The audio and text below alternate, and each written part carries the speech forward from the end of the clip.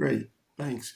Well, staying with that theme, a couple of months ago, I interviewed Kevin Cox, who was in the CHRO at GE, and they had just produced a paper on model of a world-class CHRO. And, we talked a little bit about how the CHRO today is to the CEO in the company what the CFO was to the CEO in the company during the financial crisis. And so their role has certainly evolved as a critical advisor to the CEO. Several CHROs have talked to us over the past couple of months about how do I have my team replicate the relationship that the CHRO, has with the CEO? How does my team replicate that relationship with the business partners? And so we talked a little bit about this in the last question, but what are some of the leadership skills that will allow HR business partners to the businesses to influence their business partner and have an impact on that performance and the overall team's performance? So, Kim? I think this is a really critical one in terms of the cascading of this. So they need to not only have a really strong understanding of the business. I just don't think you can be an effective HR leader internally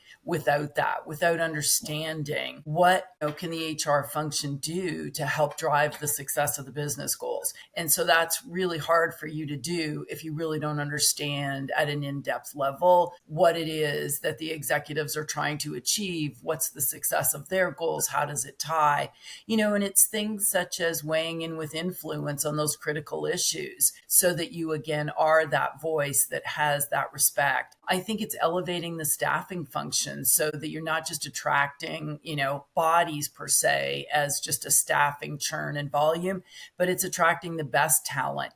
And then how do you successfully integrate that talent? We've seen so many instances where, executives, but also many layers beneath, you go through this incredibly intense process of recruiting. And then the next thing, it doesn't stick. So how do we successfully integrate that? How do we develop that talent so that we're maximizing potential?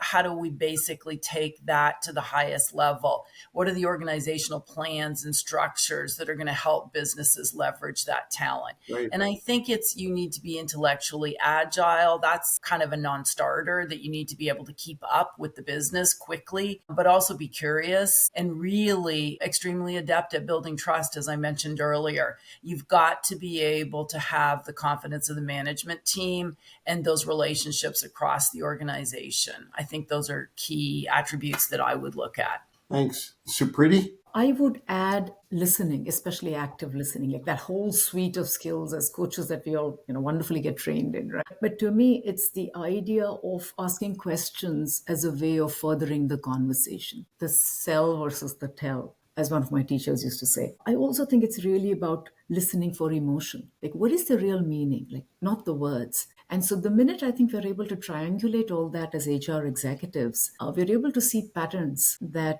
perhaps are less visible, if we don't use the skill effect. I would agree. I think in working with CEOs, CHROs have the opportunity to understand kind of what is important, why it's important when we think about the strategy and what we're hoping for. But as well, really getting curious about what is the how. And I know that's a weird question to ask, but the how really helps the HR leader, executive, to better formulate what does this mean from a people perspective.